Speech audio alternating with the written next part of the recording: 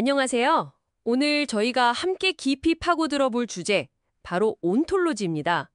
당신이 보내주신 자료들 보니까요, 이 온톨로지라는 게, 인공지능, 특히 그 인과관계를 파악하려는 코절 AI랑 아주 흥미롭게 연결되더라고요. 온톨로지의 개념, 구조부터 시작해서 로버트와 사주와 네스의 커절 AI 책, 또 관련 시스템, 이론들까지 한번 쭉 훑어보면서 그 핵심을 같이 파헤쳐 보려고 합니다. 네, 맞습니다. 이게 언뜻 보면 좀 복잡해 보일 수 있는데 사실 온톨로지는 지식을 아주 체계적으로 정리하는 상당히 강력한 도구입니다. 특히 개념들 사이의 그 계층 구조를 만들어서요. AI가 단순히 정보를 나열하는 게 아니라 상하 관계를 파악하면서 추론하는 거예요. 수직적 추론이라고 하죠. 이걸 어떻게 가능하게 하는지 명확히 짚어보는 게 중요할 것 같고요. 더 나아가서는 이 구조화된 지식이 왜? 라는 질문에 답하려는 커절 AI의 핵심 기반이 어떻게 되는지 이론부터 실제 구현까지 쭉 연결해서 한번 살펴보겠습니다. 이 정보들 속에서 연결고리를 찾아서 당신만의 통찰을 얻으실 수 있도록 돕는 게 저희 목표죠. 좋습니다. 그럼 바로 본론으로 들어가 보죠. 온톨로지. 자료들을 보니까 지식을 구조화하는 방식이다 이렇게 나오는데 가장 핵심적인 아이디어는 뭘까요? 개념들을 조직화하는 도구로서의 온톨로지. 그 핵심에는 역시 관계를 맺어주는 것이 있는 것 같아요. 당신 자료에서도 강조된 것처럼요. 특히 그 위아래 관계, 그러니까 계층 구조가 중요해 보이는데 이걸 좀 더 설명해 주실 수 있을까요? 네, 정확합니다. 핵심은 개념 간의 위계관계를 설정하는 데 있어요. 더 일반적인 개념, 그러니까 상위 개념 아래에 좀 더 구체적인 하위 개념들을 두는 방식이죠. 예를 들면 음식이라는 상위 개념 아래에 과일이 있고요. 그 아래에 또 사과, 배, 바나나 이런 식으로 구체적인 개념들이 위치하는 겁니다. 이 관계는 보통 이제 관계라고 표현을 많이 하죠. 사과는 과일이다. Apple is a fruit. 아, 그 이즈의 관계요. 이게 단순히 사과는 과일 종류 중 하나다. 이런 분류 이상의 의미가 있을 것 같은데요. 예를 들어 AI가 사과는 과일이다 라는 걸 이 온톨로지 구조를 통해서 알게 되면 거기서 뭘 더 얻을 수 있는 건가요? 네, 바로 속성 상속, attribute inheritance라는 아주 강력한 특징 때문입니다. 하위 개념은요, 상위 개념이 가진 속성을 그대로 물려받아요. 만약에 과일이라는 개념에 영양소를 가짐이라는 속성이 딱 정해되어 있다면요. 그 하위 개념인 사과 역시 그냥 자동으로 영양소를 가짐 속성을 갖게 되는 거죠. 아, 자동으로요? 네, 거기에 더해서 사과만의 고유한 속성, 예를 들어 사과산을 함유함 같은 걸 추가할 수도 있고요. 당신 자료에 나왔던 thing, food, fruit, apple, Granny Smith 같은 계층 구조 예시 있잖아요. 그게 바로 이런 효율성을 잘 보여주는 겁니다. 지식을 중복 없이 아주 간결하게 표현하고 관리할 수 있게 되는 거죠. 그렇군요. 상위 개념의 속성이 하위로 그냥 쭉 이어진다니, 정말 효율적인데요. 그럼 AI는 이 잘 짜인 계층 구조를 바탕으로 해서 어떻게 추론이라는 걸 하게 되는 걸까요? 자료에 수직적 추론이라는 용어가 나오던데요. 네. 수직적 추론은 말 그대로 AI가 이 계층 관계를 타고 오르락내리락 하면서 논리적인 결론을 도출하는 능력입니다. 방향은 두 가지가 있어요. 구체적인 사례들, 사과, 배 이런 것들로부터 공통점을 찾아내서 더 일반적인 개념, 과일로 올라가는 상향 추론이 있고요. 반대로 일반적인 개념, 과일에서 시작해서 구체적인 하위 개념들, 사과, 바나나 같은 것들의 특징으로 내려가는 하향 추론이 있습니다. 그냥 요즘 AI처럼 방대한 데이터를 막 학습하는 방식이랑 비교했을 때요. 이 온톨로지 기반 추론이 갖는 장점은 뭘까요? 왜 굳이 이런 구조가 필요한 거죠? 온톨로지는 AI에게 맥락이랑 구조가 명확한 지식을 제공해 줍니다. 데이터만 봐서는 파악하기 어려운 개념들 사이의 관계를 아주 명시적으로 알려주는 거죠. 예를 들어서 모든 과일은 먹을 수 있다 같은 규칙을 온톨로지에 딱 정의해 두면요. AI는 논리적인 일관성을 유지하면서 추론할 수 있게 돼요. 아, 일관성이요? 네. 또 지식을 재사용하기도 훨씬 쉽고요. 그리고 예를 들어 배라는 단어가 있을 때 이게 먹는 과일인지 타는 배인지 같은 모호성도 해소해 줄 수 있죠. AI가 사과는 빨갛고 먹을 수 있다. 배는 노랗고 먹을 수 있다. 이런 정보를 받으면요. 온톨로지를 통해서 이것들은 둘 다 과일이구나. 그리고 과일은 영양소를 포함하지 라고 더 깊이 이해하고 추론할 수 있게 되는 겁니다. 야, 여기서 정말 흥미로워지는데요. 단순한 위계 구조를 넘어서 자료에서는 유기적 연결이라는 표현도 있었어요. 그러니까 사과의 영양 성분뿐만 아니라 뭐 지식이라든지 건강 같은 그런 문화적인 의미까지 연결할 수 있다고요. 이건 어떻게 가능한 거죠? 네, 맞습니다. 온톨로지의 진짜 힘은 사실 단순 분류를 넘어서는 데 있어요. 개념들 간의 다양한 속성, properties, 그리고 관계, relationships를 아주 풍부하게 연결하는 데 있는 거죠. 예를 들어 사과의 영양 정보, 비타민C가 많다 이런 것 외에도요. 특정 문화권에서의 상징적인 의미, 지혜라든지 유혹 같은 거요. 아니면 기능적인 역할, 간식으로 주로 먹는다거나 심지어 생산지와의 관계, 한국 특정 지역에서 많이 재배된다. 이런 것까지 모델링이 가능합니다. 와, 정말 다양한데요. 네, 이렇게 되면 AI는 단순히 사과, is a fruit, 이걸 아는 수준을 넘어서 훨씬 복잡하고 맥락적인 이해를 할 수 있게 되는 거죠. 당신 자료에서도 언급됐듯이 한국적인 맥락에서는 사과를 사랑과 연결짓거나 발음 유사성 때문에요. 배를 풍요의 상징, 제사상에 오르니까요. 로 이해하는 것까지 가능해지는 겁니다. 와, AI가 이런 문화적인 맥락까지 이해할 수 있다면 정말 대단하겠는데요. 네, 이론적으로는 이제 알겠습니다.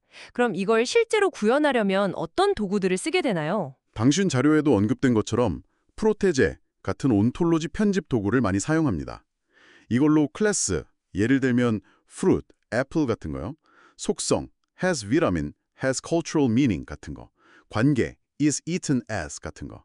이런 것들을 시각적으로 정의할 수 있어요. 이렇게 만들어진 온톨로지는 OWL, Web Ontology Language 이라는 표준 형식으로 저장을 하고요. OWL이요? 아니면 제나나 OWL, API 같은 라이브러리, 그리고 허밋이나 펠렛 같은 추론 엔진을 통해서 AI 시스템이 이 온톨로지 지식을 활용해서 추론을 수행하게끔 만들 수 있습니다. 그렇군요. 관련 도구들이랑 표준들이 이미 잘 갖춰져 있네요. 자, 그럼 이제 여기서 당신이 공유해 주신 자료의 상당 부분을 차지했던 그 커절 AI, 즉 인과적 AI 이야기로 넘어가 보죠. 로버트 오사조와 네스의 커절 AI라는 책에 대한 보고서가 아주 인상 깊었는데요. 이 온톨로지랑 인과관계 추론은 어떻게 연결되는 건가요? 커절 AI는요, 단순히 데이터에서 나타나는 그 상관관계, 코릴레이션을 넘어서는 걸 목표로 합니다. 진짜 인과관계, 커제이션. 그러니까 무엇이 원인이 되어서 어떤 결과가 발생하는가, 이걸 추론하려는 AI 분야예요. 네스의 책 커절 AI는 바로 이 커절 AI를 실제 데이터 과학이나 머신러닝 문제에 어떻게 적용할 수 있는지 아주 실용적인 가이드로 평가받고 있죠. 당신 보고서에서도 지적했듯이 코드 중심 접근법, 주로 파이썬, 파이토치, 파이로 같은 걸 써서요. 인과 그래프 모델 구축이라든지 구조적 인과 모델, SCM, 개입, 반사실적 추론, counterfactuals 같은 핵심 개념들을 설명하고 있습니다. 그 책이요. 저자가 마이크로소프트 연구원이면서 교수이고 두아이 같은 오픈소스에도 기여했다는 점이 흥미로웠어요.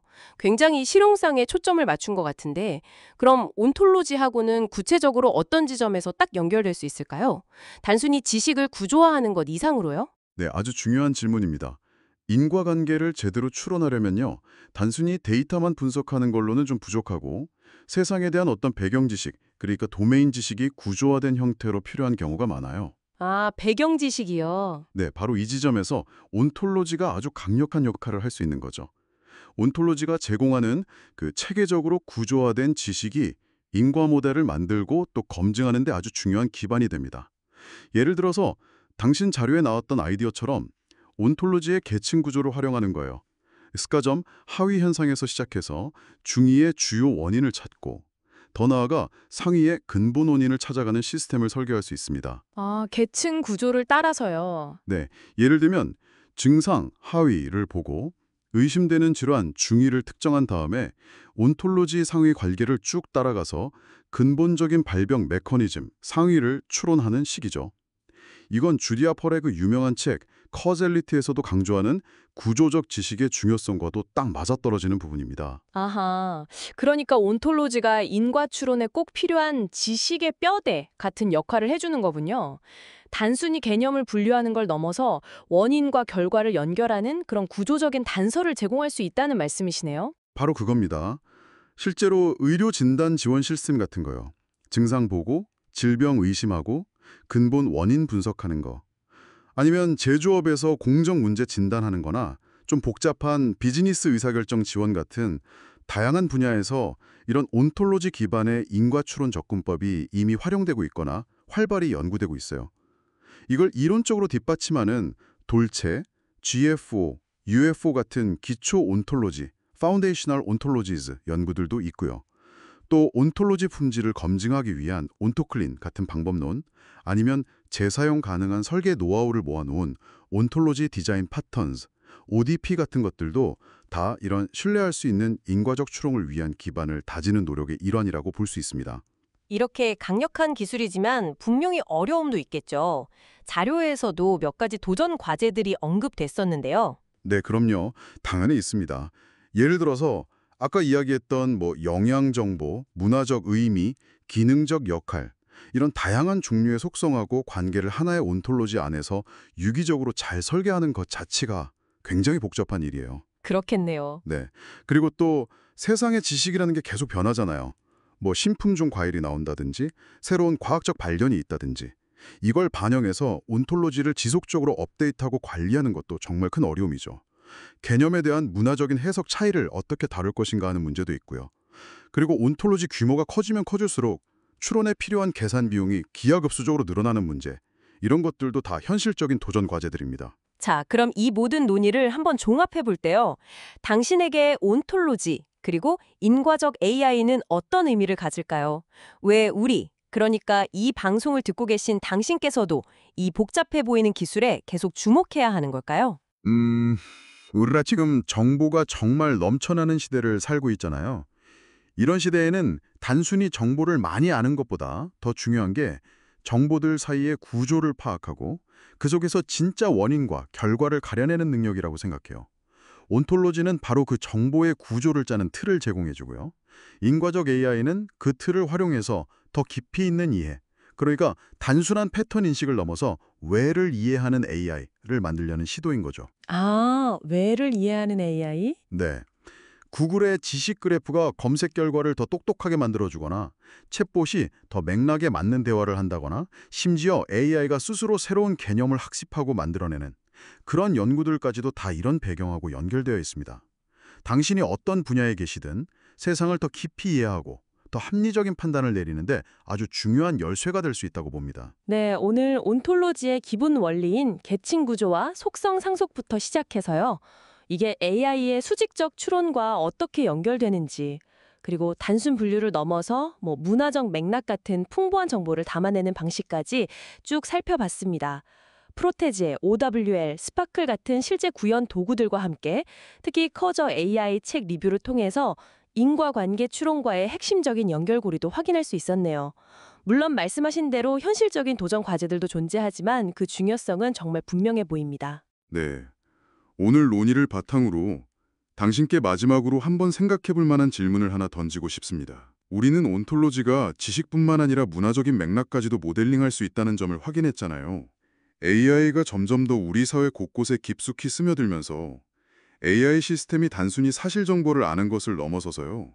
인간 사회의 다양한 맥락 속에 존재하는 그 구조화된 관계들, 그리고 그 인과적인 함의를 이해하는 것이 과연 얼마나 중요해질까요? 특히 온톨로지 안에 정의될 수 있는, 때로는 서로 막 상충될 수도 있는 다양한 문화적 관점이나 가치들을 AI는 앞으로 어떻게 다루어야 할까요? 만약 서로 다른 배경 지식과 가치를 담은 온톨로지들이 서로 충돌하게 된다면 어떤 결과가 발생할 수 있을지 한번 상상해 보시는 것은 어떨까요?